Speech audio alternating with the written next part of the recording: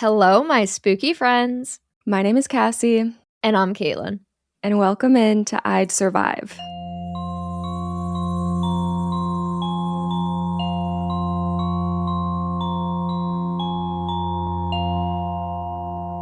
Nailed that. I always have to acknowledge when it's a good one because sometimes they just go off the rails. They do so often. Yeah. What did we do last week? What, did we record last week? Yeah. What was the episode last week? Cube. What a time, right? Wow, we're taking a turn. Oh, we are. No, the crazy thing is I know nothing about the movie we're covering today. Not a single thing. I think that would be everyone. Okay, well, I mean, yes. Yeah. I think you never heard of this. Yeah, you're speaking for the people right now. We'll get into it. It's going to be an interesting one today. But first, I have to ask you before you grill me. Okay, yep, because I'm ready. Have you watched any new horror this week? I have. I watched, finally, a movie that I had been so excited about. And that movie is Him. Mm-hmm. Which, if you were hearing me say that I was so excited about it, you're probably like, why were you excited? Listen. I know it was getting terrible reviews, but I still was like, the concept of sports and horror being put together is just like something that's like really enticing to me because that's two of my major parts of my personality colliding in a way that I'm not used to. Like sports and horror, I feel like is not something that's often covered. No, I don't think I've ever seen a sports horror actually, but I'm totally open to that being a thing. Exactly. And so I watched Him. And I unfortunately was disappointed, and I should have trusted the people, and I'm really sad because I think the movie conceptually really cool, and I liked the idea of what they were going for. I mean, when you think about it, it shouldn't be that hard. Like the obsession with wanting to be the best in your sport, that being put into a horror movie actually sounds fascinating. It just, unfortunately, the way they went about it, I was just like, oh, no. It's just too weird. It was too weird. It lost its own plot. Yeah, it like simultaneously, I was talking to someone about this yesterday. It simultaneously was too on the nose and in your face with the symbolism, but also too obscure and weird at the same time. Oh, man. And that sounds strange, but that's exactly how I felt. If the movie had been slightly more grounded in reality, I think I would have liked it more. It just was like, I was like, what is going on? Like most of the time. So that was disappointing, but I respect what they were trying to do. Yeah, I probably won't be watching that one. I was waiting for you to take one for the team, and you did, and I appreciate that. Got you. But it should be even more up your alley than mine. So if it's not even up there for you, I know I'm going to just be disappointed. Yeah, probably. Okay, anything else? That is it, aside from stuff that I will have for next week. Okay, perfect. I did watch a horror movie for the first time this week. I was so scared. You should be scared. You should be scared. I, unfortunately, saw the review on Letterboxd. Yeah. And you want to talk about that, Cassie? Okay. You want to discuss it? So you want to debate? I do, actually. Okay, so I watched, for the first time ever, It Chapter 2. For context, I watched It Chapter 1 like in theaters when it first came out, and I loved it. I'd probably give it like a 4 out of 5 on Letterboxd. And then I read the book, so I just like never got around to It Chapter 2 because I was just more interested in like the kids' storyline in the book. And so I was like, when it came to It Chapter 2, I was like, I'll get there. But now I've been watching them with my brother. So we were like, okay, let's do Chapter 2. We're really excited still for the series. But neither of us liked it. And actually, I watched it with my brother and my stepdad, and it was all of our first times watching. And I gave it 1.5 out of 5. Yeah, she did. And it hurt me to my core, and I will never get over it. I know. I told my boyfriend this might be the last podcast today. Dude, listen, a lot your opinion is not unpopular. Okay. that much is true. A lot of people have that feeling towards 2, that they just don't like it as much as the first one. I think I do understand that, and I feel that way about the 1990 adaptation where the adult portion is just not it. Yeah. But I think what pulls it through for me in the 2019 version is the casting. I love Very the good. cast. Like, Yeah. Bill Hader, James Ranson, like, I just, like, the casting for me was just chef's kiss perfection. Agreed. And then, like, I love Pennywise, so Exactly. it just makes me happy when he appears. So Yeah. it's just, I love it. I love it so Yeah. much. But I am pained physically, I know. but I can get over it. I can handle it. Yeah. I'm guessing like the things that I didn't love about it is all popular opinion. Then where it was very long. Like, I Sure. feel like they already had to stretch the plot to make an entire movie for the adult storyline.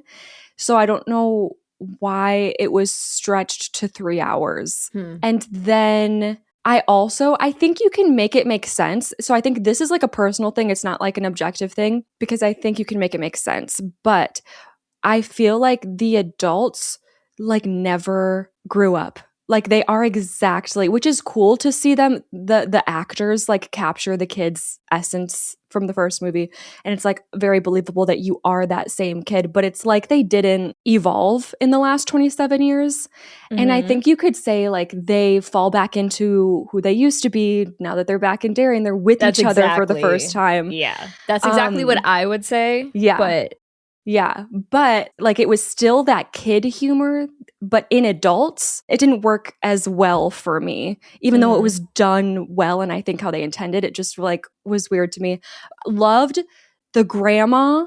The grandma sequence is my favorite. So like the 1.5 is my love for some of those horror sequences. But like the plot and like the writing, and I don't know, I could get into spoiler territory, and I'm not going to do that. But yeah, it was like a visual feast at times, and I appreciated that. But that's kind of like what the fun of it was for me, and then that was it. Yeah. No, and that's fair. I mean, the book is just so complex, and I'm rereading it right now, and it's like I cannot believe the universe that Stephen King is able to build. Like, even though it's like 1,800 pages, so like he better be building something in there. But but it's like crazy. And then like it's interesting to hear you say, because your review is something about it should have been one movie, which is crazy, just given that the book is 1,800 pages. I know. But Stephen King is known for just fleshing out every little detail. Yeah. And every character and everything. So like, yeah, I could see that. I would be curious to see what would happen in a single. I mean, I guess we kind of did see that with the 3-hour miniseries, but a modern day single adaptation, I don't know. Yeah, I think like a 2.5 to 45-minute movie could work, because I feel like most people, you're more captivated by the kids portion than the adult portion, but the adult portion is important. And so I think it'd be cool to like frame it as like the adults are there and they frame it as when I was a kid.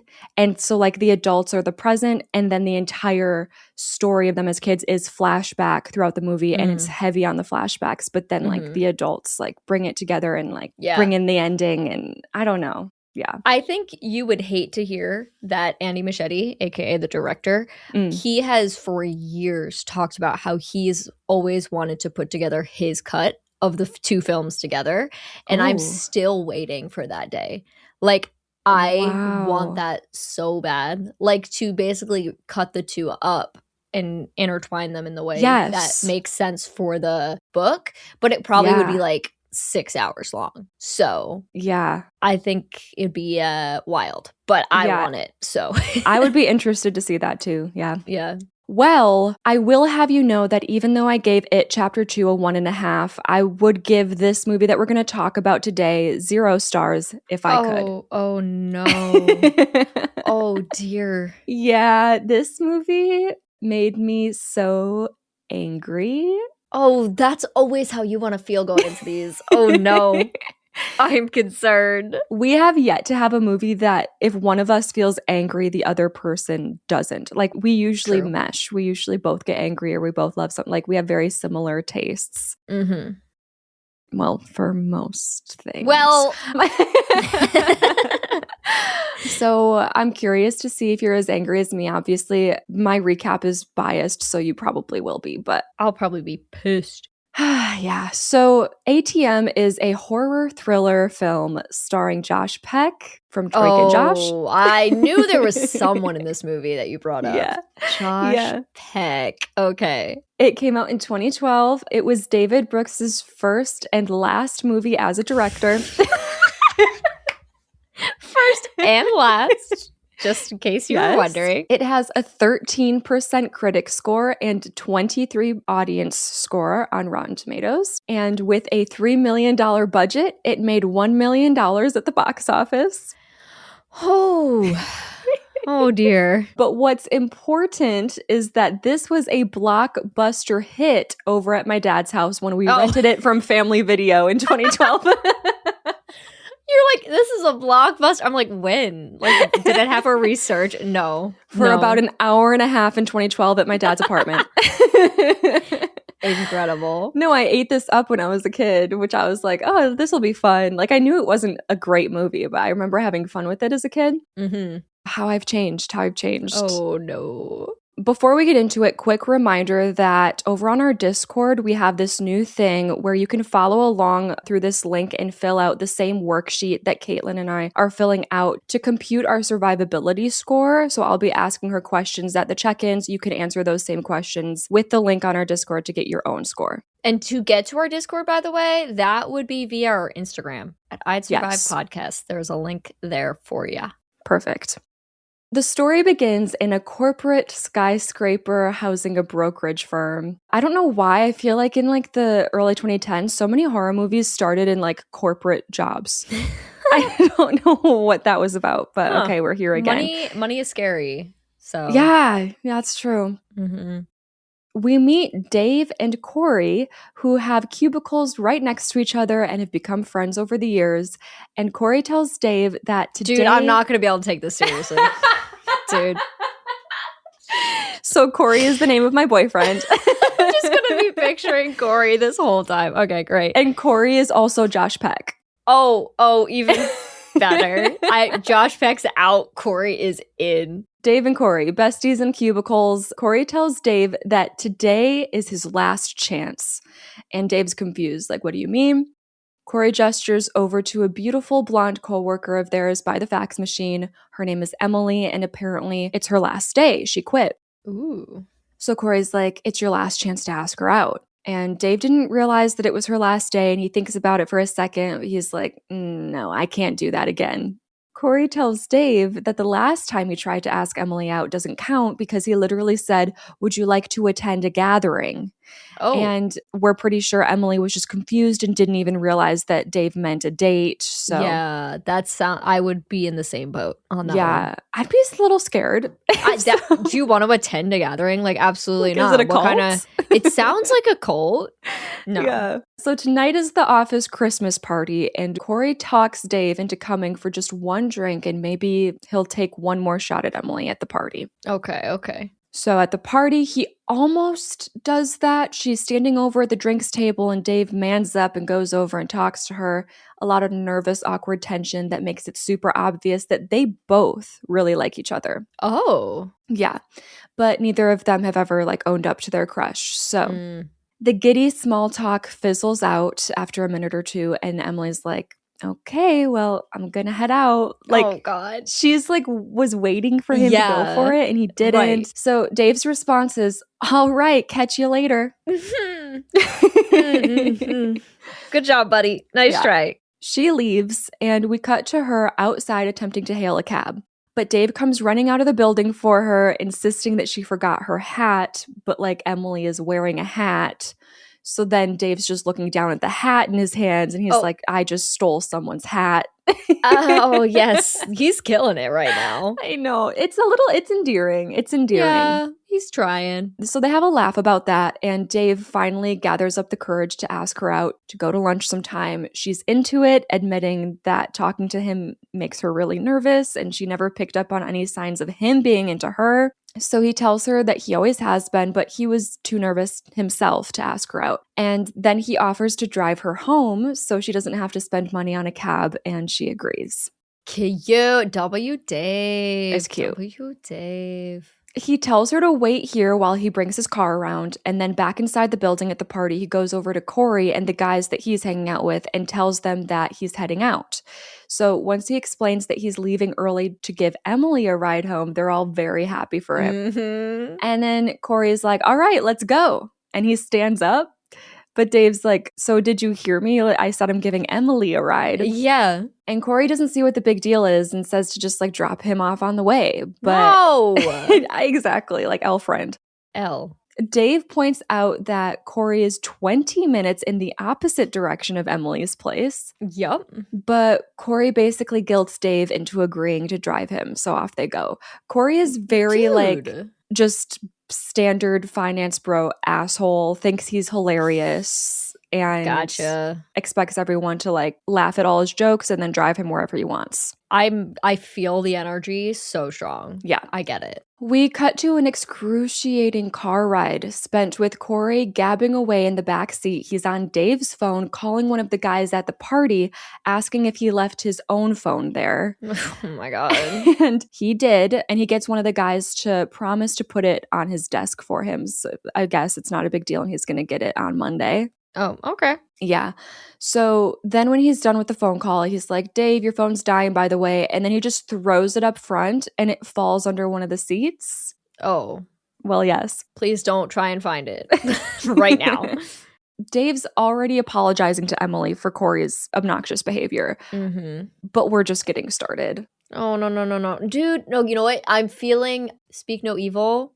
The car ride. Do you remember the car ride in that? God, the car ride is excruciating. Yeah. That was more excruciating than this. Well, what's worse, your friend acting that way or a stranger? Maybe this is worse. Oh, yeah. Now Corey keeps droning on and on about how hungry he is and he wants to stop somewhere because he needs to eat. And Dave says no because it's past midnight now and nothing's open. But Corey's like, no, there's a pizza place nearby that's open until 2. Come on, man. I don't have any food at home and I have low blood sugar because I'm dyslexic. Oh my God, I'm so done. I'm literally so done. Like I'm kicking you out of my car. You're It's not rooting for even- his death. Oh, you know I am, but I know he's Josh Peck, so like I'm a little bit I know. concerned about that. Yeah. So just to get Corey to shut up, Dave caves in and is like, okay, fine, we can stop at this pizza spot. But then Corey goes, great, we'll just have to stop at the ATM first. They only take cash. ATM, you say? ATM. Oh no. So this is how we end up at the creepiest ATM setup that I've ever seen. It is an ATM vestibule. So it's this small glass building that's open 24/7. Yes. And it's surrounded by this huge, expansive parking lot. Oh. Isn't that odd? I wonder why. I wonder if this is like a horror movie thing or if this is real. I think it's real. And I only say Yeah. that because like I've seen similar things. It's not that like it's just because they happen to be in a parking lot that's like at a shopping center. So they are surrounded by parking lot, but there's generally like some buildings nearby. Yeah, maybe that's what it, because there's definitely buildings nearby the parking lot. We don't like get a close look at them, but that's probably what's happening. Yeah. So Dave pulls in, but he doesn't pull up close to the vestibule at this is going to be like literally take a shot every time I say vestibule. Like, Let me grab my vodka. So he stops about halfway across the parking lot, and Corey laughs, like clocking the fact that Dave is punishing him for his behavior by making him walk further for his cash. Weird, but okay. Yeah. Honestly, though, it's not really about punishing Corey. It's more about finally getting some alone time with Emily for a minute. Yes. Yeah. Yes. I'm leaving, by the way. He gets out of the car and I'm out. Like oh my God, I'm so done. I know. So as Corey walks off to the ATM, Dave and Emily are finally able to chat in the car, and we get some cute, sweet conversation. They're vibing, they're hitting it off. That is until Dave notices Corey waving him over from inside the ATM. He groans and is like, oh my God, what now? All right, I gotta go see what's up. He gets out of the car, runs over and inside the ATM. After a minute or so, Emily gets cold and lonely in the car and decides to get out herself. She grabs the keys, tries to hit the button to lock the car on the key fob, but it doesn't work. So whatever, she continues on and heads into the ATM as well. Okay, yeah. Inside, we find out that Corey's card isn't working. His excuse is that the magnetic strip is broken. Which, shout out, so is mine. So that's great. Yeah, I know you're not supposed to, but I left my purse in my car when it was like negative 40 degrees out. Oh. And I think it messed with my card somehow because it works like online and on everything still, but in person it just doesn't work. So I'm like, okay, maybe I'll believe you then, Corey. Maybe I will. Yeah. So Dave is now using his card to get some money for the pizza that he doesn't even want. And Corey promises he'll pay him back for it. Sure. Yeah. Dave gets the money and the three of them turn around to head back to the door, but they stop short when they see on the other side of the glass, about 50 yards away, is the silhouette of a man in a very oversized winter coat with one of those fluffy hoods. Oh, yeah. And okay, I said boats. There's not an immense amount of boats surrounding the man. He's in boots. I think it'd be really fun if there were boats, though. So this dude's just standing there facing them, and he's got a weird stance, like it catches them off guard. Both Emily and Dave are freaked out, like, why is this man staring at us? It's creepy. Corey is like, whatever, let's just go. It's cold, and he probably is just waiting to use the ATM. But Dave and Emily stop him. Emily asks where this dude's car is. Like, that's the other weird thing about this. Oh, yeah, he just walked up. Yeah. And Corey's answer is probably in his wallet, because he's really funny. I don't get it. And me either. What? Don't know. Dave asks, what if he's waiting to rob us? Which I think that would be my first assumption as well. For sure, because I would think like an isolated looking ATM would be a spot to hit people. Yep. To steal stuff. Absolutely. I would be nervous to roll up to an ATM at midnight. Yeah. Corey, of course, denies that too. So Corey decides to just go outside. He opens the door, he takes a step, but then this coat man takes a step forward too. And Corey immediately falls back into the ATM freaked out. But he's like still making excuses, trying to justify everything, acting like he's not scared. He says the guy thought that they were about to leave. So like, yeah, he just took a step forward, ready to head into the ATM now, right? He doesn't want to be scared. Yeah. Emily suggests that maybe he's just homeless and harmless. Like, what if it's just some random dude? Like, why are we so scared? Yeah. But then they see another random dude with his dog on the edge of the parking lot by the dumpsters. I don't know if this man is actually homeless or if he just really likes to take his dog on walks in creepy parking lots at 1 a.m. Like, I don't know. Oh, yeah. But the coat man sees this guy and walks over to him. And our core three in the vestibule just stand and watch as he reaches the man, punches him down to the ground, and then grabs him by the back of his head and pounds his face repeatedly into the concrete until he's dead. Okay. All right. There are decisions that need to be made. Right now. I'm fucking running. Exactly. Oh my God. You already are starting to lay the groundwork as to why this movie pisses me off. Oh boy. All right. Well, so I would survive. It sounds like. Yeah. Okay. Here we go. Our core three are freaking out in the ATM. Dave's pounding on the glass. He's like, stop, hey. He's like, yeah, that's effective. It's very effective. And then also, I wrote in here, I don't know why they didn't immediately start running to their car as soon as the guy set his sights on another man. Yeah. Like, he walked like between 50 and 100 yards over to the dump. This is a huge parking lot. Oh. They absolutely...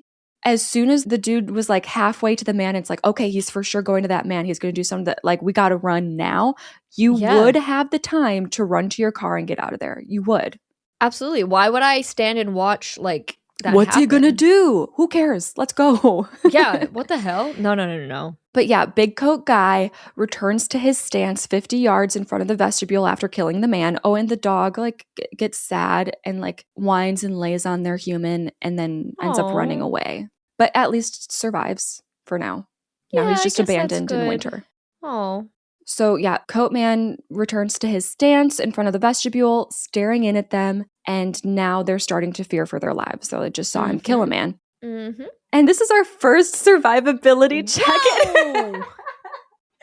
What? I know. We're here. Crazy.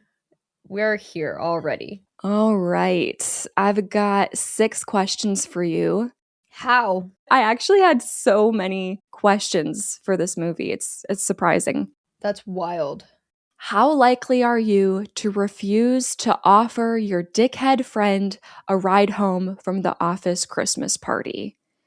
How likely are you to refuse to do that? Refuse in this situation? It's hard because, all right, realistically, I think like I would give in and be like, fine, like I'll give you a ride. I'm not happy about it, but I'm probably thinking, all right, we'll just drop him off real quick and then we'll keep going. It'll be fine.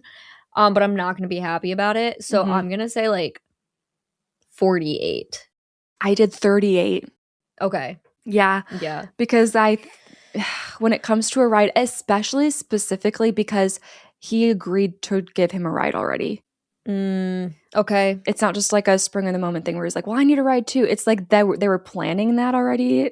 Obviously, I feel like a good friend would be like, okay, cool. I'm cool with the change of plans. I'll grab a taxi. Like, you get the girl. Exactly. Yeah. But yeah, since I already said like, fine, I'll drive you home. Yeah. How likely are you to refuse to stop at the ATM so that your dickhead friend can get some pizza money? That is much lower. Well, higher. Technically higher, yeah, based on how we're answering, yeah. Yeah, we're not stopping. Yeah. Especially the way you've been acting. Yes. I'm honestly going 92. I did 89. Yeah. Like, you're being a bitch. Like, Yeah. I'm not stopping for you at this point. And they're being so ridiculous that it's kind of a speak no evil thing where it's like you want to be polite and you want to be nice and you want to be a people pleaser. But it's way more than that because of how annoying, like they're your friend and they're just being an asshole. You have no reason to be scared of them. You're only annoyed. And so I feel like I could laugh it off and be like, what the hell? No, I'm not stopping to get you pizza. Be grateful for the ride, you weirdo. Like, it's like I could be firm, but also kind of be like, what the hell? Ha ha. Exactly. Yeah, no, it'd be much easier. If it was a stranger, I would, you know what? I would probably stop. Yeah. You know? A stranger, I'd be nervous, but my friend would be like, be happy for the ride. How likely are you to stay in the car at the ATM vestibule? You know how they just, like, Dave gets waved over, and then she's like, waits a minute, and then is like, I'm going to go see what's going on. Like, how likely are you to just stay in the car? I think most of the time I do stay in the car if I'm like if I'm like with my parents and they're like, oh, I gotta run in here real quick. I'm like, yeah, I'm staying in the car. You have fun. Like, I'm not getting out. So, I mean, if I got waved in, maybe I would be going in, but like, I'm gonna give myself a 67, actually. Amazing. I went 73. Okay. Wow. Look at us. Very close. No, like the most I would do if I got waved in, I'd have a standoff and I'd be like, nope. It's just not your night then. It's just not your night. Come here. And then the most I would do is like pull up. True. And roll my window down and be like, what? Because it's cold too. I'm not getting out. That's true. Yeah, no, it's so true. Yeah. How likely are you to run while the killer is attacking the random dumpster man? Oh, I know I made a big deal of it and you'd expect me to answer 100 here. I'd slip a little because it is one of those things where it's like, am I standing and freezing in shock? Exactly. No, that's what I'm reconsidering right now. Yeah. I'm like dropping a little I'll give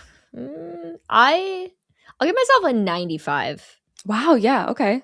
Yeah. I gave myself an 82. Ooh, okay. Yeah. But I think we're in the same line of thinking. Headspace. Yeah. Of like, I don't know. I feel like running just makes the most sense. And like, because there's enough distance to start. Like, right. I think I'm more likely to freeze if they're really close to me. Yes. Because I don't think I can. Like, I say it all the time. I picture dreams in the way when you try to run in dreams, you can't run. And like, that's how I feel like I could be in these situations. But if I have enough distance, then I don't think I'll have as much trouble running. Agreed. How likely are you to not take your dog on a walk to an ATM vestibule at 1 a.m.? Yeah. Yeah, no, if my dog has to pee at 1 a.m., we're going in the backyard, and that's about as far as we're going. I'm gonna go 98. I went 100. Okay. There's just no way. Yeah, like, what are we doing? Why are we here? Yeah.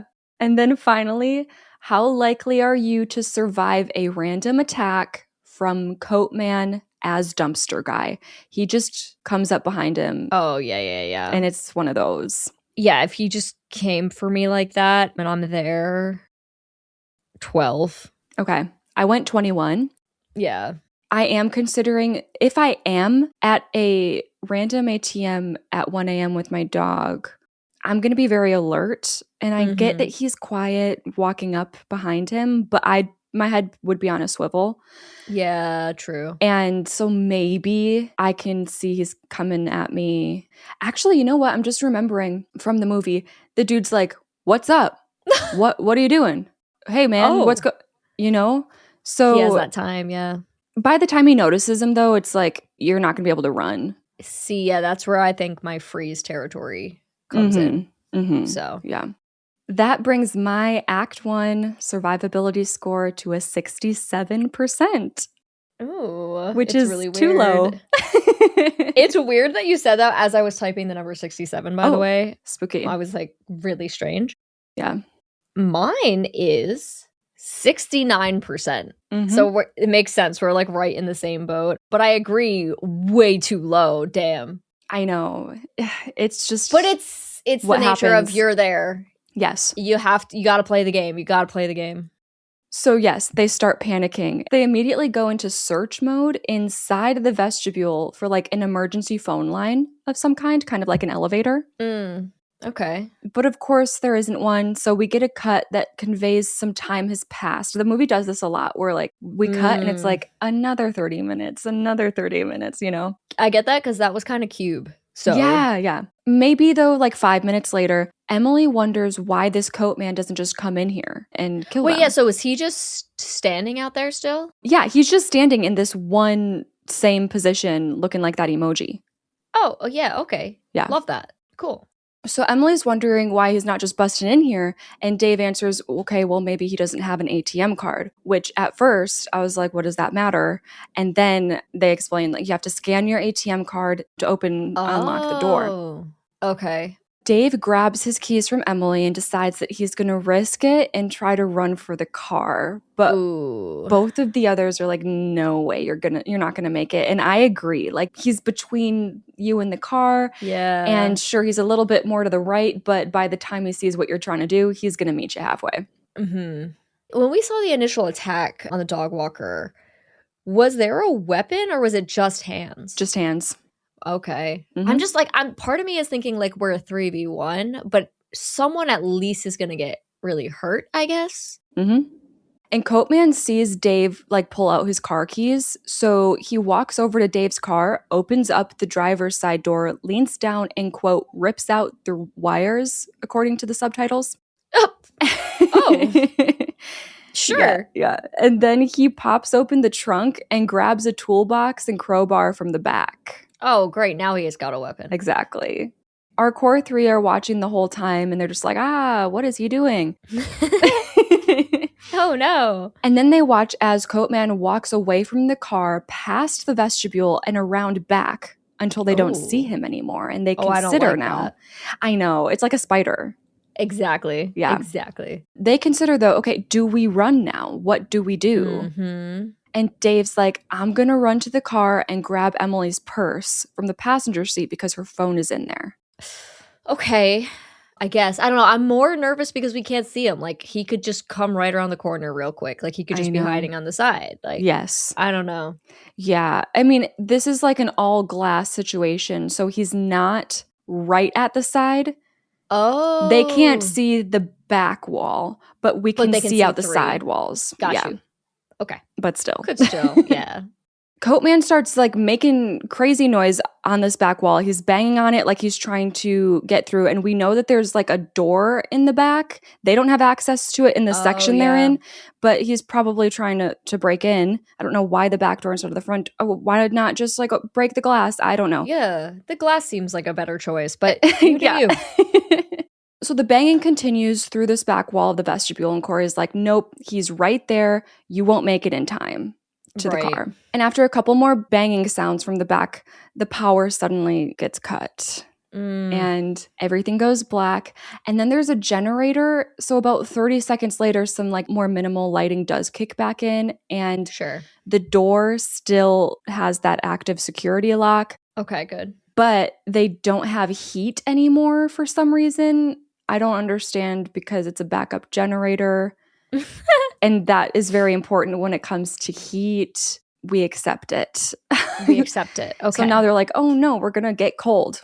Mm-hmm. So Dave starts pounding on the glass of the vestibule, and Corey and Emily grab him and stop him immediately. Like, what are you doing? Yeah, what are you doing? Dave says maybe there's an alarm if the windows break and help will come. But Emily's like, yeah, if you break the window, he's going to get in here. So stop that. Mm-hmm. But then Emily notices a fire sprinkler on the ceiling. Oh. She's like, okay, wait, that'll set an alarm and that'll get us help. Do you guys have a lighter? Well, no, they do not. Right. I think you can just tamper with it, though. Oh, I didn't even think of that, actually. Like they always say, like, in hotel rooms, don't hang anything on the sprinklers because it'll set them off. Because I guess that's a common issue. People like to hang their clothes on the sprinklers in hotels, which don't do that because it will set it off. Good to know. I thought I was about to have to start carrying a lighter everywhere. No. You just gotta hopefully hit it with something. All right. We also get a fake out moment here where like a cop car pulls up to the edge of the parking lot near the road and then stops. And then they all start banging on the glass, trying to get his attention. But then the cop turns around and drives back from where they came from. So that's just nice. Sure, of course. Meanwhile, Coatman's still at the back of the vestibule where there's a door that he's now trying to break into with the crowbar.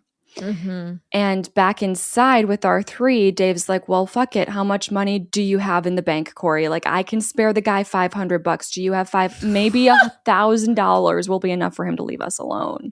Yeah, no, I wouldn't risk that. I wouldn't either. I'm trying to think. I'd wait till he got in at the very least. Like, I'm not going to go outside and be like, you want some money? Yeah, after we saw him kill a man, no. Yeah. Before that, maybe. Mm-hmm. Corey reminds Dave that his card isn't working, so he can't pitch in. He can't take money out. Right. And Emily gives Dave the nice earrings that she's wearing, and then Corey hands over his watch, and they hope that $500 plus some jewelry will be enough. Sure. But then Emily realizes something. She goes, Corey, if your card isn't working, how did you get into the ATM? Oh. Like scanning it at the door. Oh, wait. Oh. And Corey's like, what? I don't know. Who gives a shit? He's like not thinking about this. I give a shit. Very much. But Dave and Emily are scared. And Dave's like, please tell me you're just being cheap and the magnetic strip on your card is actually working. Yeah. And Corey realizes the problem here. And he admits, I'm not being cheap. Like it really is not working. Uh-oh. Which means the security buzzer is not working properly. And anyone can walk into this vestibule without a card. Uh-oh. But okay. Coatman doesn't know that. He doesn't know, and he doesn't need to know. It's fine. Yeah. Okay, we're going to keep that in mind. And in the meantime, they're going to continue with this bribery plan. So Dave steps outside with the envelope of cash and jewelry. Okay. I'm pissed right now, but that's fine. That's fine. And he's going to wait for Coatman, give him the offer. And if Coatman goes for the envelope, he's going to book it for the car. Okay. So Coatman does come around. They come face to face. Not face to face. They're probably like 15 feet apart. Mm-hmm. And Dave explains to him, like, we got this for you here. We haven't seen your face. Like, just take this and we can all go. Coatman's just standing there in silence, staring at him through the whole pitch. And then Dave throws the envelope his way. And it lands like about 2 feet from him. Coatman walks up to it, bends down to grab it. So with his car keys in hand, Dave books it to the car. And Coatman immediately starts to walk after him. He's one of those walker types. Oh. Mm-hmm. Oh, okay. Yeah, because the cars, we can't use the car. Right. Because he ripped out the wires or whatever the heck happened there. I don't know. Yeah. So Emily and Corey are banging on the window, screaming at Dave that the guy's coming for him. And Dave goes for the driver's side door, which I wouldn't. I think he was trying. I don't think he realized that clearly this guy messed with their car, which I don't know how you wouldn't assume that when you see him open the driver's side door before and bend down into it. Yeah, like, what do you think he was doing? Just taking a peek, seeing what you got going on in there? Like, I don't... Right. So he tries, but there's like a lock on it from the outside. So he can't get into his own car. I don't know how... I'm confused. I don't know why, but there's something on his car door that makes him not able to get in through the driver's side. Oh, there's literally something on there. Yeah, like an object. Oh, okay. Exactly. Okay. Yeah. Whatever you say. Yeah, so he has to go around to the passenger door, which is annoying because we're wasting seconds. Mm-hmm. And he flings it open, launches himself into the car, and he puts the keys in the ignition and tries to start the car. And I'm like, bro, just focus on the phone. You just need the phone. So then when the car won't start, he sees that the wires are cut or whatever, and he grabs Emily's phone out of her purse. But just as he does, that's when Coatman shatters the passenger window with his crowbar and pulls Dave out of the car.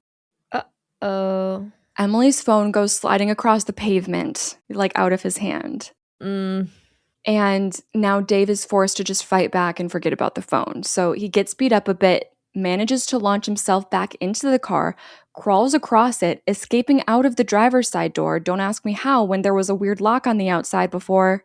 Yep, okay. But yes, he runs back to the vestibule and makes it inside before Coatman can catch up. But now we're just back to square one again. The core three are feeling more and more hopeless. And did they like at least pretend that they opened the door for him so that he didn't know that the door? Yeah. Okay. Yeah, they did. They were like waiting because it was like he was running so hard. They were like waiting with the door open. Got you. Coatman goes back to standing in his usual spot outside the ATM, just watching again. And Emily takes her lipstick and writes the word help on the ATM window, like in big letters. Yeah. Okay, you do that. And after another mini time lapse, Emily has another idea. This is very much one of those movies where it's like, let's try this. It doesn't work. Let's try this. It doesn't work. So she asks for Dave's card and passcode, and she's heard that if you enter your passcode backwards, it alerts the police for cases of robbery. Okay, is that okay. I'll be honest, something I was thinking is like try to set off an alarm on the ATM itself. Yeah. Just start whacking the shit out of it. Like, yes. Surely that sets something off. Yeah, she tries this, but Corey's like, this is bullshit. It's an urban legend. What if your pin is 4224? Like, you're screwed. You know? So Emily shrugs and just says it's still worth a try, but yeah, it's not likely to work, but we're desperate at this point. Corey then suddenly notices that Coatman isn't outside. He's nowhere in sight. So he's like, now's our chance. I'm making a run for it. Okay. Where? Yeah. And Coatman, he did grab the phone. He grabs a couple things and like put them in the trunk of Dave's car. Oh. Weird, yeah. Dave and Emily both think it's too risky. Corey's like, I'm done sitting in here. If he wanted to come in, he could. Emily says the guy clearly doesn't know that the door is faulty, but Corey's like, he doesn't have to. He could smash a window with the crowbar. He could drive the damn car into the vestibule. Like, he can get into it. He can get here. So Emily asks why he hasn't done those things yet then. Corey doesn't know. And as the horror movie watcher, it's clear to us that he's just a psychopath who's playing a game here and having some fun. Yeah. Yeah. So now, just another cherry on top of the cake, the ATM machine eats up Dave's card that he put in, trying like the stupid backwards code thing too many times. Oh. Yeah, like too many wrong passcode attempts, and it takes the card and tells him to like contact customer service for retrieval. So, okay. I mean, sure. I guess that doesn't even really matter though. You know, like at this point. But like, again, whacking the shit out of this machine and trying to set off. There's gotta be alarms in there. I would think so too. They start turning on each other a bit here as well now. Well, the guys do. Mm-hmm. And Corey's like, hey, Dave, you lost someone's 401k today at work. That person's pretty pissed at you. What if this is that guy and this is some revenge plot? Which, like, don't ask me how Dave apparently just lost all of some guy's 401k money. Yeah, like, I don't know about that. But Dave's like, okay, that's not what's happening. What if it's one of the 100 people you piss off every day? And then eventually they let it go, because if this is a targeted attack, why was the random man with the dog killed? Like, obviously not. Sure. They're just turning on each other here because they're desperate to assign some sort of meaning to this whole situation. Right. But maybe things are looking up, because that police car that drove by before is back. Oh?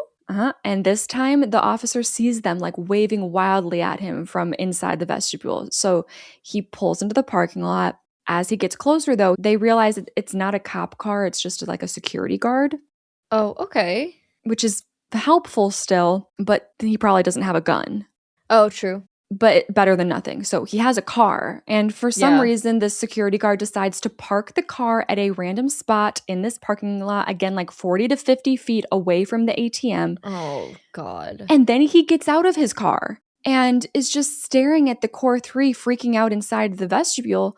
And he's just like, hey, what are you doing? Is something wrong? What's wrong? You're just hanging out in there?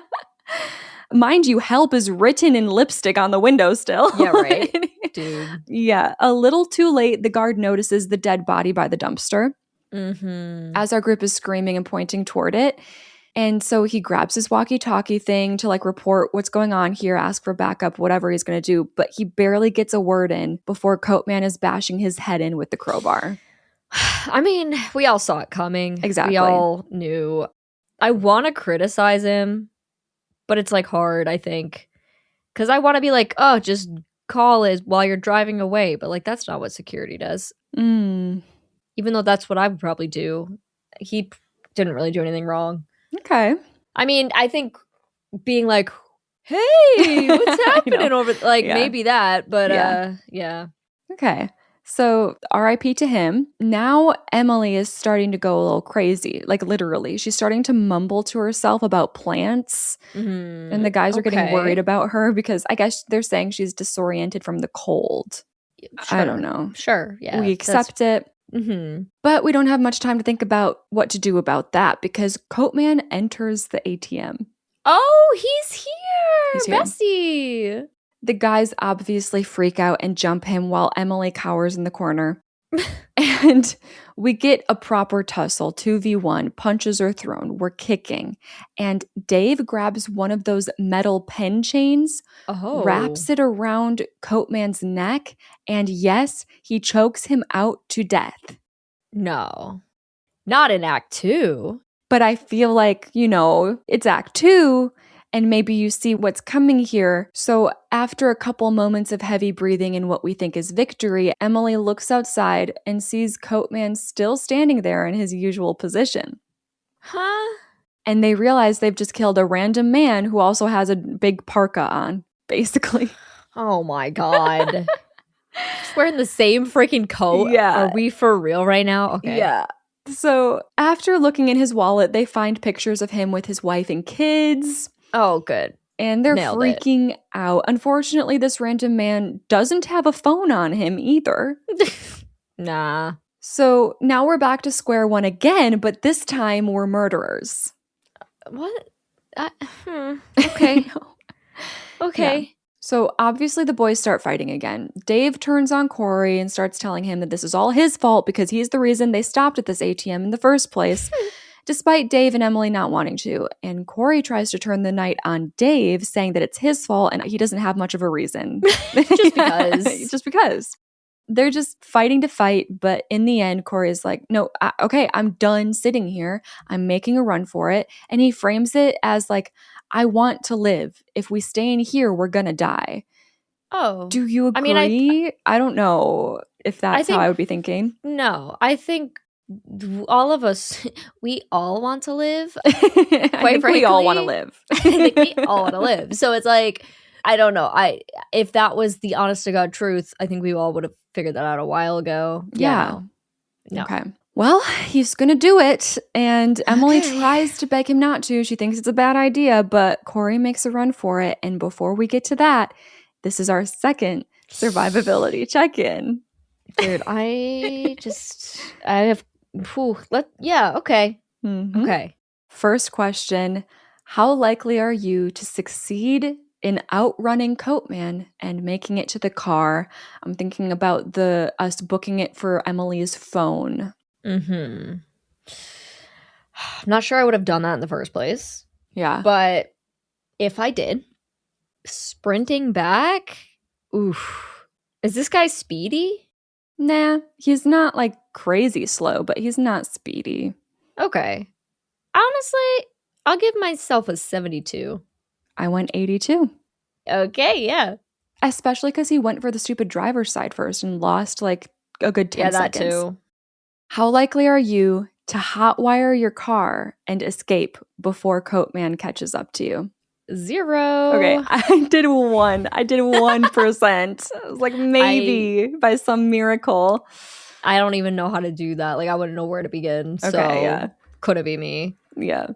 How likely are you to successfully grab Emily's phone and make it back inside the ATM vestibule? Oof.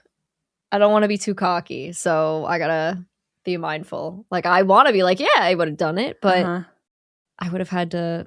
I will say he takes like a second, like he clicks a couple buttons on the phone. Like he's trying to call right away in the car, and I think that's stupid. I'm like, you have the phone, just get back to somewhere where you can use it.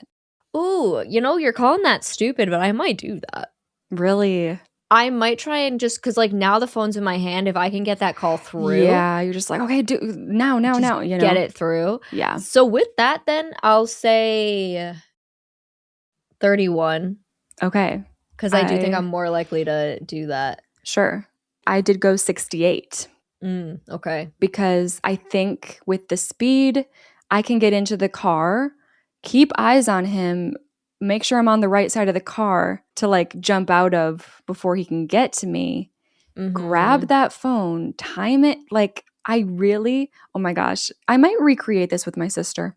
Oh, have you ever done stuff like that? Have you seen that trend? There's a trend where, well, you know how I used to play like avoid the serial killer in the car game when I was a kid? Yeah. Yeah. There's an actual trend like a couple of years ago where they were kind of making fun of like the Michael Myers walk killer. And it was like your friend would start back and just walk, and you would lock up your house and get the keys, and you would like have to run and unlock the door and get inside before they can get you. I think I did see this. Yes. Yeah. I kind of want to do that, but I want to do it with this situation in mind and see if I can grab the phone from inside and run back. I'm going to recreate this. I think next time we're together, we just need to like recreate all of these situations that we claim we would get out of and just see how true and then be like, okay, it's fine, 0%. Just kidding. Yeah, I did do 68. I think it's very possible with his speed to just get that phone, avoid him, and get back in there. Fair. Would you have a lighter that could set off the sprinkler alarms? 1. I don't smoke, so I know. No, probably not. I did 5% because who knows, maybe I do enjoy a candle from time to time. Maybe I'm on the go. Just in case there's a candle laying around. Just want to light that thing. Exactly. Would you be able to communicate with the security guard in time to get help? This was something that annoyed me. They were just like screaming nonsense at him. They were not like... Oh, they're not. Yeah. Being efficient in getting him to understand. He's like, they're just like, help us. And I'm like, explain. Please explain, you guys. Yeah. This actually is a common gripe that I have in horror. Yeah. Where they're just like, they're screaming nonsense. In some ways, I give them the benefit of the doubt. Like, I can picture, like, I'm terrible with words. Like, that's just something that's true about me. So I can imagine myself just getting under so stress. flustered. Yeah. Like, in that moment. So I would like to believe that I do better than them. So I'm going to say 62. Okay, yep. But we'll see. Yeah. I went 65. Okay, yeah. Same boat. You know what I would do as well? At this point, she put help on the window. I think in advance, just in case anyone comes by, I would like write on the window, stay in your car, call for help. Yeah, call 911. 911. Like not just help. Call 911 is definitely better. Yeah. And if I didn't do that as a premeditation, I feel like I'm very likely That's the I'm first thing that's 50-50. coming out of my mouth. Yeah, call 911, 911. call 911. Yeah. I think once they start moving in, I would be like, you guys scream at him to call 911, and I would write it on the window as well so that if he's confused, whatever. How likely are you to never take on the job of a security guard? Oh, shit. Dude, do I look like a I know. security guard? What am I going to do? Yeah, I got him, guys. I'd love to see it. I know. I've actually thought of that before, like at like stadiums and stuff. Yeah. Like the hiring security. But then I'll like see like people like my size. And I'm like, oh, they're doing it. Oh, okay, yeah. Yeah, so I could definitely be security, clearly. No, I'm not being a security guard for everness. Mhm. So does that mean I'm a 99? Me too. Yep. Yeah. Because you Yeah, I'm a gotta, it's 99. like, what if? What if I'm like desperate for a job? And I have been desperate for jobs before. That's how I ended up working at Bath and Body Works, everybody, and it was miserable and I hated my life. But oh my God. I can imagine that being a time. It was a time. How likely are you to stay in your car as the security guard? Whew, I don't know what my protocols are. Mm-hmm. So I think I don't know. Like that's probably training right there. You know what I mean? But if I see like help on the window, I don't know what my job is here. I would think as a security guard, your job would be to assess threat first, as opposed to doing anything else. So if I'm assessing the threat, yeah, I'm probably calling it in first. So how likely am I to stay in the car? 68. Okay. I went 98. Really? Yeah, I ain't getting out. I'm just so scared. I'm a scared person. And I feel safe in a car. So if I see help on the window, I'm staying in the car and I'm like assessing everything in the car. I need to drive around a bit. And I'd probably end up seeing the dead body at like fairly soon within the car. And yeah, I just feel like if they're scared and need help, I would feel too vulnerable to get out before I know what is going on. Sure. I would like to say that if I'm not a security guard and I drive up on this, I'm a 98. Oh. I'm thinking security guard. Yeah. What is my job? Okay. I guess. Yeah. How likely are you to immediately call for backup as the security guard? I think that's probably one of your first things that you're going to want to do in this wild ass looking situation. Probably like 95. Maybe I'm not supposed to, but like interesting. I would think that's what you're supposed to do. I went 74 because I think I would be like scared to call for backup until I knew exactly what was going on. I'd be like, okay, I don't know. What if this is a prank? Like this is an idiot group of friends trying to prank me or something. That would be random and weird. But yeah, I think I'd be like, in general, I'm very late to ask for help. And I know that's like literally the job. Like you have to. Right. It's part of the job. But I could see myself being a security guard where I'm like, only if I really have to. And I don't know what's going on here. Yeah, no, that's fair. That's very fair. And then finally, how likely are you to notice and fight off Coatman as the security guard comes up behind him once he's out? Sounds like it's very surprise attack. Even more so than the dumpster situation. Than the first one. Then I'm going to go with like a 7. Yeah, I went 3. Oh, damn. Okay. Yeah. It's just a crowbar to the head and then that's it. And R.I.P. Yeah. Okay, so that brings my survivability score for Act 2 to a 55%. I'm like upset. Oh no. Because it's a 48. Like I should not be under 50%. Below 50 hurts, yeah. It hurts in this situation. Uh-huh. But I'll accept it. I'll accept it for what it is. Yeah. I just spoiler alert for the rest of the episode. I do have a bonus question at the end that I think is just very important that may lift our scores a little bit. Depending on how you answer. I mean, it depends on your answer. It could extremely lower it if you Oh God. but we'll see. We'll see how it turns out by the end. Oh boy. So Corey's making a run for it. Right. Yes. And he does it, and he makes it pretty far. He's about to pass up the car, but then he ends up running into a tripwire. Huh? Where did the tripwire come from? No. Yeah. And usually a tripwire is set up to catch an ankle, but this line of wire is higher. It hits him like in the chest, and he falls flat on his back, knocking the wind out of himself. Oh. So I think we're made to believe that, like, obviously that had to have been set up after we pulled in. Sure. Yeah. And there's been so many time lapses of them, like, just like focused on each other that, Right. I don't know. There's like those pole lights around the parking lot. So that's what it's connected to. Okay. Probably surrounding the entire parking lot at this point. Right. So Dave instinctively wants to run out and help Corey, but Emily holds him back, begging him not to leave her alone in the ATM. Mm-hmm. So he stays, but they see Coatman starting to approach Corey, and they scream at him to get up and keep running, but Corey's super disoriented. He's like having a hard time breathing from landing on his back. Sure. Coatman makes it over to him, kneels down, stabs him in the chest. Oh. R.I.P. to Corey. Oh, okay. Yeah. That was simple. And Josh Peck. bye, I guess. We get another little time lapse, and back in the ATM, Dave and Emily are sitting on the floor having a heart-to-heart. It's that time of the movie. Oh, yes, of course. He wishes he wouldn't have offered to drive her home and feels awful. True. Yeah. And then they hear some banging happening again at the back of the ATM. So they're like, scary.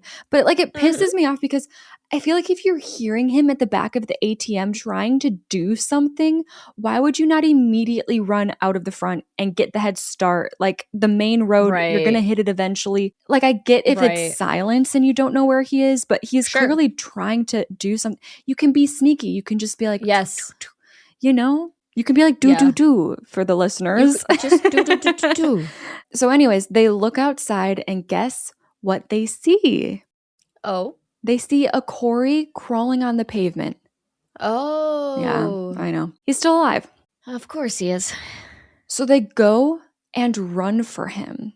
They're like, we need to help him get him back in here, I guess. I guess. I mean, yeah, sure. So they are dragging him back. Coatman comes around the corner, sees this is happening. He runs at them, but they're just in time. Like they get back into the ATM, of course, in the nick of time. I don't know. I guess in that situation, if you see your friend, I'd probably like try to whisper to them, like, play dead. Like, what are you? We're going to try to figure this out. You just got to play dead. Like, honestly, not a bad idea. Yeah. I'm sure he thinks he's dead. So also, I just got to laugh at the fact that Coatman has not tried the door. I know. Like, I know it's supposed to be locked, but like if he's chasing them up to the door, I could, like, a natural thing would be to like throw himself into the glass at some point. You know, like even just to scare them. I wonder if he's like twisted in the way where he like chases them just for the fun of it. Well, that's true. And he doesn't really want to get them. Yeah. It's gotta be. But maybe I'm just like giving extra credit, more credit than I should to the movie. Fair. Yeah. All right. Back in the ATM, Emily takes off her coat to press against Corey's wound. Like, I can't remember if they took the weapon out. They might have. And now he's like bleeding out. And so they press the coat. Yeah. Dave grabs a metal garbage can and starts beating up one of the ATM machines.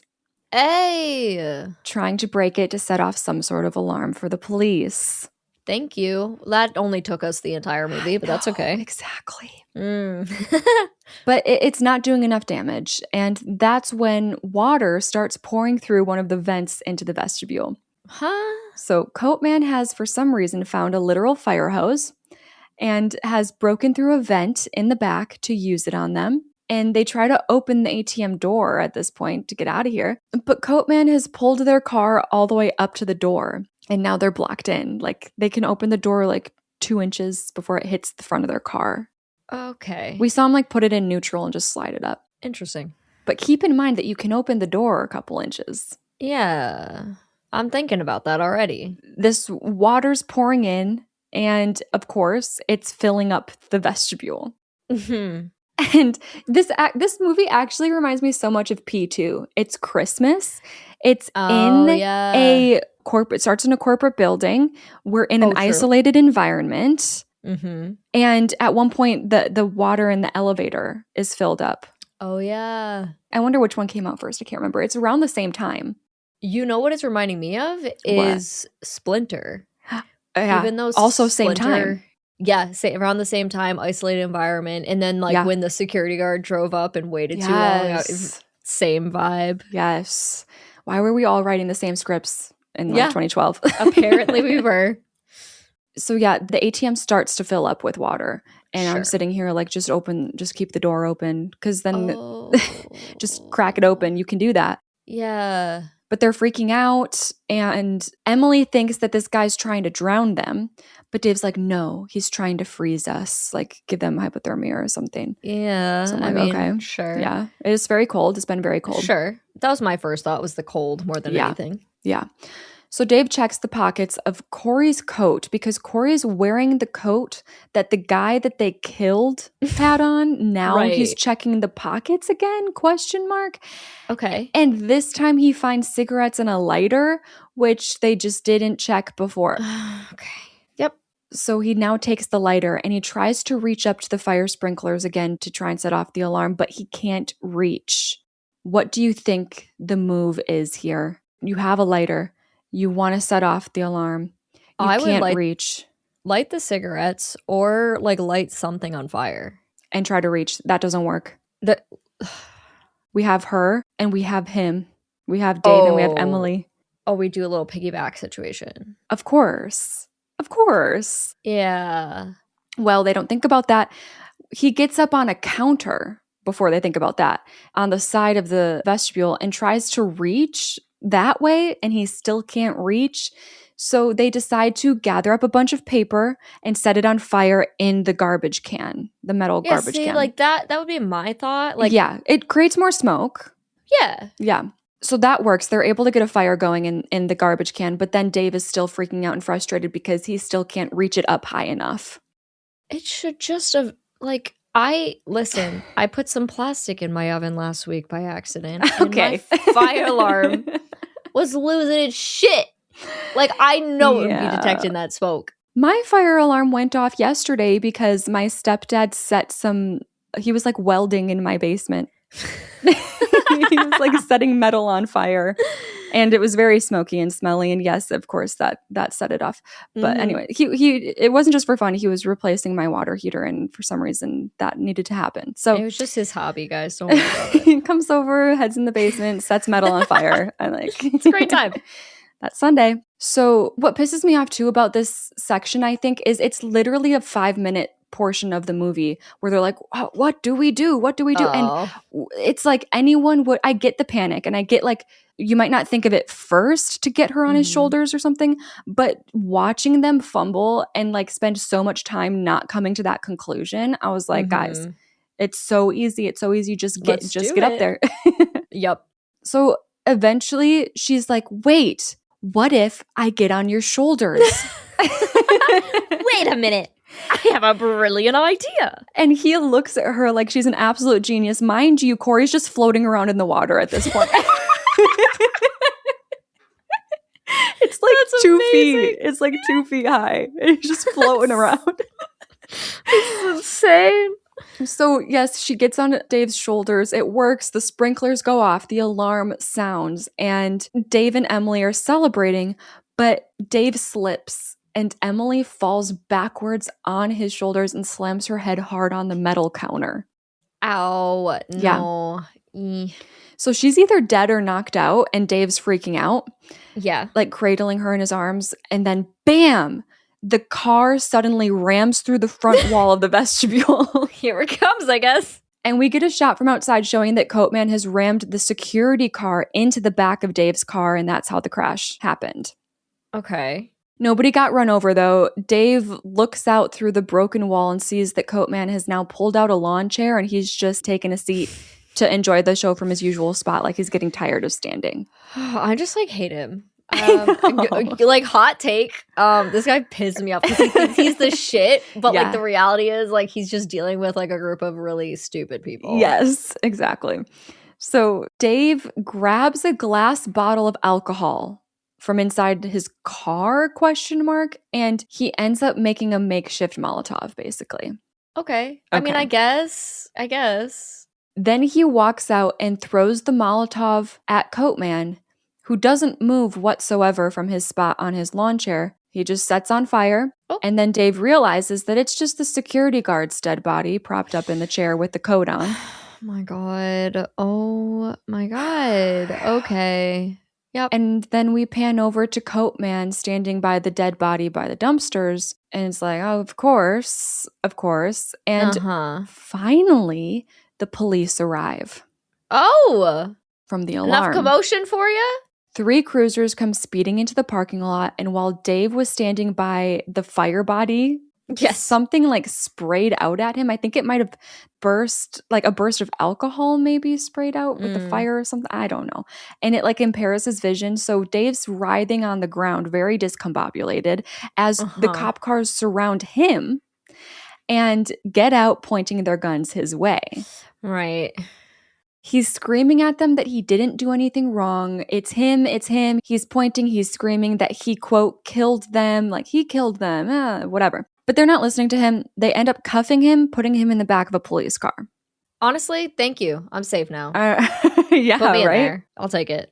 We get another time lapse, like maybe 30 minutes, and Dave is still in the back of one of the cars. The sun's starting to come up, and the crime scene's been taped off and is being actively investigated. And as Dave gets driven off out of the parking lot, they pass a line of crime scene tape behind which a crowd has gathered with morbid curiosity. Mm-hmm. And in that crowd, he sees Coatman. Yep. Now we get this whole sequence of the investigators reviewing the security cam footage inside the ATM that night. Oh. Of course, Coatman is nowhere to be seen, and it's basically being framed as Dave being the aggressor. And it's a reach, but like it's a bunch of little things that make him look bad, like him attacking the ATM machine and killing the man with the phone thing. And at one point he pushed Emily off of him and she like fell to the ground. And it's just like a whole bunch of stuff. Okay. Yeah. But then outside of that, this just does make me angry though, because it's so stupid that the vibe is we're meant to take away that Coatman is like a mastermind that set Dave up to look like the guilty party from the very beginning, and he succeeded. And I'm just like, no. Now, cut to Coatman arriving at a creepy storage unit that he apparently operates out of, and he has this whole crazy corkboard set up where we see that this wasn't his first ATM master plan, and it won't be his last. Yeah. And that's it. That's it. That's ATM. Okay. Yep. That's going to make me upset. Yes. It's just stupid. I think the ending is so unsatisfying. Yeah. I don't even know if do the other 2 live? Well, that's what I'm thinking. They mustn't. Are they dead? Are they alive? They would just be like, oh, no, Witnesses. No, it was Coatman. Yeah. Right. So they must be dead, I guess. Oh my God, that's so annoying. I know. No, and that's like literally what I said too. This guy thinks he is like everything. And it's like, no, bro, like you got lucky that they didn't think to open the door. Yeah. The 2 inches to let the water out. Like, are we choking? I have 4 questions for Act 3. And then, like I said, we'll have a bonus question that'll factor into the final score. Alrighty. But first, how likely are you to avoid the tripwire when running away?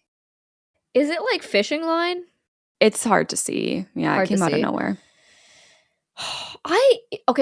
I'm not sure like that I would be like sprinting and like not like and see it or something, but like there's no way I ever let that man out of my sight while I was sitting in there. Like there's no way I didn't see him put that up.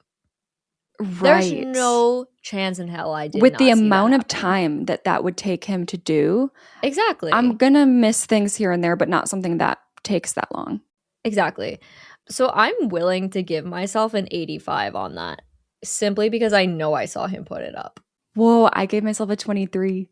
Really? Yeah. I mean, it's fair. Okay, this is turning into Better Watch Out, where I'm just I know. Yeah. I'm just mad. That's okay. And so I'm like, no. He doesn't get to win. Yeah. I gave myself a 23 because I didn't even think about that. Like, I saw him put it up. It's possible. You're right, though. I might be in that boat. But yeah, I don't know. I'd probably be, if I'm going to book it, I'm going to book it. And I probably wouldn't see it. And I did accept that here. Fair. How likely are you to avoid getting stabbed by Coatman while the wind has been knocked out of you? Because you do have time to get back up and keep running. But are you able to do that? I've had the wind knocked out of me before. Like, we've all had that happen. I played soccer growing up. And you just had to keep playing the game because you had a job to do on the field. And I think if it was my life that I was fighting for, I want to think I would be a little bit more likely to at least get up and try. So I'm not saying I'd be likely, but I don't think it would be impossible. I'm going to give myself a 47. Okay, I went 19. Okay. Because I think I would try. He doesn't even try. Right. And I think I would try, but I'm just like at that point. Yeah, I've also had the wind knocked out of me. And I feel like if I even can get up and run, I'm not going to be able to outrun him after that. So, yeah. How likely are you to successfully set off the fire sprinklers without getting hurt? So I kind of like put that all in one where it's like, you're able to do that. I think you got there. You were like, that's something that we can do. Get on my shoulders or I'll get on yours. They're like celebrating while she's on his shoulders. And I'm like, just get me down, get her down. Yeah, it's kind of stupid that they're still doing that. Annoying. I'll say 92. I went 93. Yeah, it just makes me mad. Like, nah, that's not happening. Yeah. And I feel like also a big reason why he slipped was because there's like 2 feet of water. Which also wouldn't be there. Which wouldn't be there because I would have one of us keeping that door open consistently so it didn't get to that point. And I would come up with the idea of me getting on your shoulders way before there's that much water. Yeah. And then final third act question, how likely are you to make and throw a Molotov at the correct Coatman? Ooh, low. No, just because I don't think I could correctly make it. I think I could probably figure out that was a dead body, quite honestly. But right, I know. It's like, why do you think he's just sitting there like that and letting you get so close? I think that my issue is like in trying to make it, I'd blow myself up. Because like, I don't know what I'm doing. Yeah. But I'll give myself a 21. Oh my gosh. I gave myself a 61. Really? Yeah. Maybe because I'm so angry. Fair enough. Angry and biased. But I gave myself a 61. I was just really upset. He made the Molotov look real easy. So I was like, I'm going to go buy this movie Magic where you put like a little cloth in it and then you light it on fire and then you throw it. Yeah. Okay. So it looked pretty easy. And we have the lighter, we have the alcohol and whatever. And I absolutely would not be tricked by this stupid dead body in the chair. Yeah, no. Yeah. I agree with that. Okay, I came to a 49%. I did it too. I got below 50. Right under the 50. Yeah. For me, I ended up with a 61. Okay, that feels for good. Act 3. Yeah. Feels nice. So we're going to go ahead and we're going to calculate like we usually do our 1, 2, and 3 acts for a final score, but that's not going to be our final score. There is a bonus question, and I will let you know what that's going to do to our quote final score that we get right now so far. Okay. So my current, before the bonus question, final score comes out to a 54%, and I'm just not okay with that. Okay. Yeah, mine is a 58. Yeah. So yeah, same boat. Okay, perfect. So I have a bonus question. This is going to be weighted 3 times. And what you're going to do is you're going to take that 58% that you have now, add it to whatever number you're going to assign this bonus question. But the bonus question's weighted 3 times. Okay. And you're going to divide those by 200, those 2 numbers, the weighted. Got you. Yeah. Okay. So the bonus question is, How likely are you to successfully escape this situation at any time during the entire film? Thank you.